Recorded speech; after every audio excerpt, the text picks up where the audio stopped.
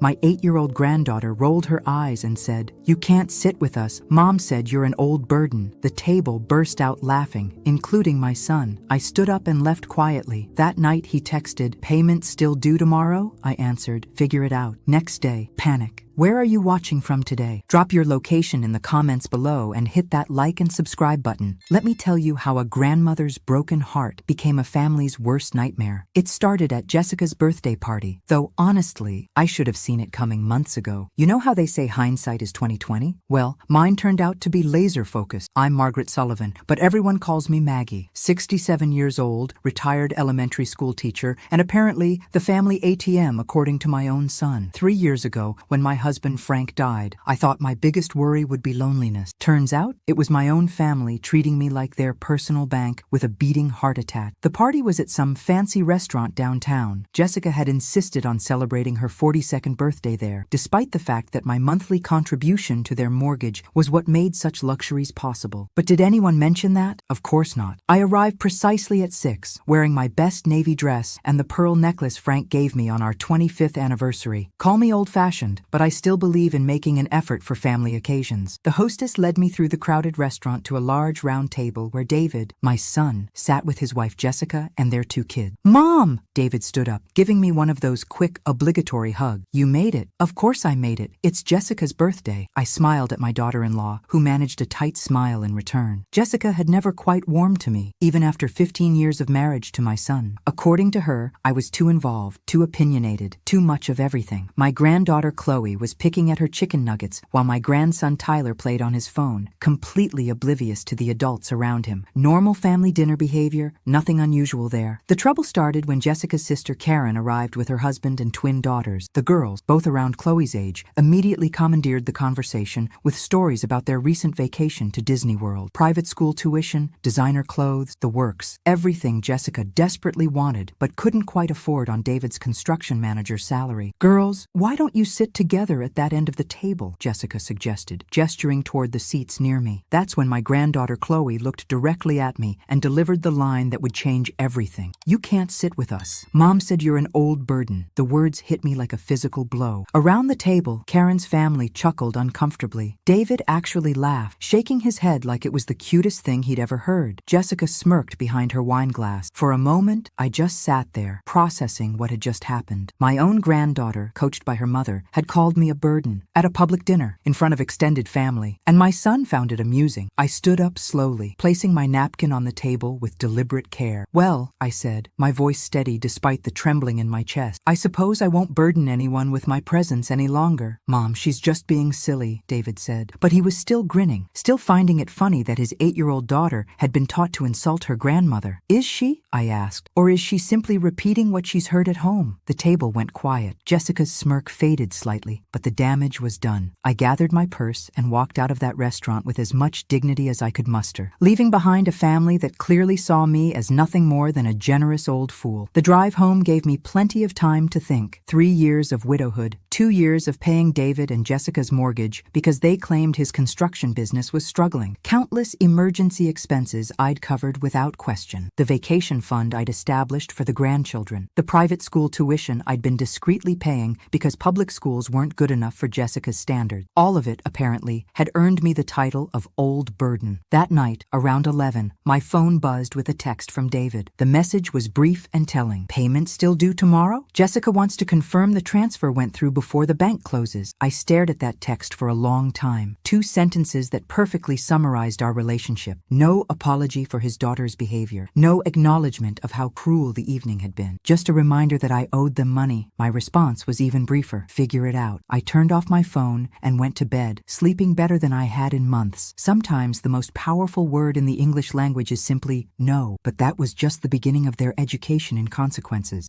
The next morning brought 17 missed calls and 43 text messages. I made my coffee, fed my cat Whiskers, and read every single panicked message while enjoying my toast with homemade strawberry jam. Amazing how quickly an emergency develops when the money tap gets turned off. "Mom, please call back," read one message from David. "There's been a misunderstanding. understanding, read another from Jessica. Grandma, I'm sorry, from Chloe, obviously typed by Jessica. The mortgage payment was due by 3 o'clock that afternoon. Without my $2,000 monthly contribution, they were $800 short. I knew this because I'd been quietly reviewing their finances for months, wondering why they needed so much help despite David's decent salary. The coffee was particularly good that morning. Sumatran dark roast, the expensive kind I usually saved for special occasion. But watching my family panic over their own financial irresponsibility felt special enough to warrant the good coffee. At 9:15, my doorbell rang. Through the window, I could see David's pickup truck in my driveway. He stood on my front porch, looking exactly like he had when he was 16 and trying to explain why he'd dented my car. "Morning, sweetheart," I said, opening the door with a bright smile. "You're up early." "Mom, what's going on? You didn't send the mortgage payment." "No," I agreed. "I didn't." He pushed past me into my living room, clearly expecting our usual routine where I immediately apologized for whatever had upset him. Instead, I closed the door and waited. "The payment is due today." "Payment? You know that. You've been making it for 2 years." "I have indeed. 24 payments to be exact. $48,000. I'd done the math the night before, and seeing his face when I said the number out loud was deeply satisfying. "We've been over this. The business has been slow." "Has it really?" I settled into my armchair. The one Frank used to claim was more comfortable than any throne. "Because Jessica seemed quite confident last night when she called me a burden. People who burden others rarely deserve continued generosity." David's face flushed. "She didn't mean it that way." "Oh, I think she meant it exactly that way. And I think you agreed with her, considering how entertaining you found Chloe's little performance. Look, Mom, we can discuss this later. Right now, I need you to call the bank and make the transfer." The sheer audacity left me speechless for a moment. No apology, no acknowledgement of wrongdoing, just a demand that I continue funding their lifestyle despite being humiliated the night before. "David," I said slowly, "I'm going to say this once, so listen carefully. I will never make another mortgage payment for you. Not today, not tomorrow, not ever." His mouth opened and closed like a fish. "You can't be serious." "Completely serious. In fact, I'm curious how you plan to make the payment today. The bank called yesterday to confirm the usual transfer time. I told them there would be no transfer today or any day moving forward." "Mom, you're being ridiculous. One stupid comment from an 8-year-old and you're willing to destroy our family?" "I'm not destroying anything. I'm simply closing the Bank of Maggie. Permanently." The color drained from his face as the reality hit him. Without my monthly payment, they couldn't afford their mortgage. Without their house, they couldn't maintain the lifestyle Jessica demanded. The carefully constructed house of cards was about to collapse. "We'll lose the house," he said quietly. "Then perhaps you should have thought about that before allowing your daughter to insult me in public." I stood up, signaling that our conversation was over. "I have garden club at 11. You'll need to figure this out on your own." "Mom, please, we can work something out. Jessica can apologize. Jessica has had 2 years to show me respect. Instead, she chose to teach my granddaughter that I'm a burden. That ship has sailed, David." He tried pleading, bargaining, even threatening. Nothing worked because I'd finally realized something important. I didn't owe them a comfortable life just because we shared DNA. After he left, I called my financial advisor, Martha, and made an appointment for the next day. If I was closing the Bank of Maggie, I might as well figure out what to do with all the money I'd been throwing away. The afternoon brought Jessica to my door, tears streaming down her face, promising changes that would never come. I listened politely, served her tea, and sent her away empty-handed. That evening, Tyler called, my 12-year-old grandson, trying to manipulate Grandma into saving the day. "Grandma Maggie, Mom said we might have to move if you don't help with the house payment." "Your mother is correct," I told him gently. "But Tyler, that's not your problem to worry about. That's your parents' job to figure out. But you can fix it, right? You always fix everything." The innocence in his voice nearly broke my resolve. "Nearly. Sometimes, sweetie, people have to fix their own problems. Your parents are adults. They'll figure it out." But as I hung up the phone, I wondered if they actually would. The foreclosure notice appeared on their door exactly 31 days later. I know because Tyler texted me a photo of it, along with a message that said, "Grandma, are you really going to let us become homeless?" I was sitting in my garden when the text arrived, enjoying the morning sun and the sight of my prize-winning roses in full bloom. Frank had always said I had magic hands when it came to growing things. Apparently, those same hands were quite effective at stopping the flow of unearned money. The notice gave them 90 days to bring their mortgage current or face eviction, 3 months to figure out what they should have been handling all along. But instead of using that time wisely, they launched what I came to think of as the campaign to break Grandma. It started with the guilt trips. Jessica left voicemails sobbing about how the children would suffer. David showed up unannounced with fake emergencies, hoping to catch me in a moment of weakness. Even my neighbor, Mrs. Henderson, got got recruited to their cause, stopping by to mention how sad it was when families fell apart over money. Money, I told Mrs. Henderson, while we shared iced tea on my front porch, has nothing to do with it. This is about respect, something that seems to be in short supply these days. The second week brought escalation. Chloe's teacher called to express concern about the child's emotional state. Apparently, Chloe had been telling everyone at school that her mean grandmother was making her family homeless. The teacher, Ms. Rodriguez, was tactful but clear in her message. Couldn't I find it in my heart to help my own family? Ms. Rodriguez, I explained patiently, Chloe's parents earn a combined income of over $80,000 a year. They chose a house they couldn't afford and asked me to subsidize their poor decision. I'm not making anyone homeless. I'm simply refusing to enable financial irresponsibility. The third week brought my sister Patricia into the mix. Patricia lived in Seattle and only called twice a year, usually when she needed something. This time, she needed me to stop embarrassing the family by letting David and Jessica lose their house. Maggie, what's gotten into you? Frank would be horrified by this behavior. Frank, I replied crisply, would be horrified by a grandson who lets his 8-year-old daughter insult her grandmother and finds it amusing. Frank believed in respect, Patricia. You might try remembering that. But the real surprise came during week 4, when my attorney called. Mrs. Sullivan, this is Robert Martinez from Martinez and Associates. I represent your son, David Sullivan, in a legal matter concerning you. I nearly dropped the phone. I beg your pardon? Your son is filing for conservatorship, claiming you're no longer capable of making sound financial decisions. He's provided evidence of erratic behavior and poor judgment that suggests diminished mental capacity. The audacity was breathtaking. David was actually trying to have me declared incompetent so he could control my money and force me to resume mortgage payments. My own son was attempting to steal my financial independence because I dared to say no. Mr. Martinez, I said, my voice steady despite my racing heart, I believe there's been a misunderstanding. My mental capacity is perfectly intact. In fact, it's clearer now than it's been in years. Ma'am, I'm simply calling to inform you of the proceedings. You'll need legal representation. After hanging up, I sat in Frank's old chair and laughed until tears ran down my face. David had just made the biggest mistake of his life. He'd escalated this from a simple financial boundary to a full-scale war, and he had no idea who he was fighting. The next morning, I called Harrison, Blackwood and Associates, the most respected family law firm in the city. Not only did they handle conservatorship disputes, but they specialized in protecting elderly clients from financial abuse by family members. Mrs. Sullivan, said attorney Sarah Blackwood during our initial consultation, what you're describing is unfortunately common. Adult children who feel entitled to their parents' money often resort to legal intimidation when the money stops flowing. Can he actually have me declared incompetent? He can try, but he'll need medical evidence, multiple professional evaluations, and proof of genuine mental decline. From our conversation today, you're clearly competent. In fact, stopping payments to an ungrateful family shows excellent judgment. What can we do? Sarah smiled, and it wasn't entirely pleasant. We defend you vigorously, and then we go on the offensive. Financial elder abuse is a crime, Mrs. Sullivan. If he's been manipulating you for money while allowing his family to mistreat you, we can pursue charges. I don't want to see him in prison. Maybe not. But the threat of prosecution tends to resolve these situations quickly. As I drove home from the lawyer's office, I felt something I hadn't experienced in years: anticipation. David wanted to play hardball? Perfect. He'd just challenged a 67-year-old woman who'd spent 40 years managing a classroom full of unruly children, balanced family finances through 3 economic recessions, and nursed a stubborn husband through cancer without losing her mind once. He was about to learn that grandmothers don't become doormats when they age. Sometimes they just get more strategic about when and how they fight back. That evening, David called. Mom, I didn't want it to come to this, but you're forcing my hand. Am I? I asked sweetly. How interesting. Tell me. David, exactly how much money do you think I have? The question caught him off guard. What do you mean? I mean exactly what I said. How much money do you think I have? Since you're so concerned about my financial decisions, surely you've done your homework. Silence on the other end. Of course he had no idea.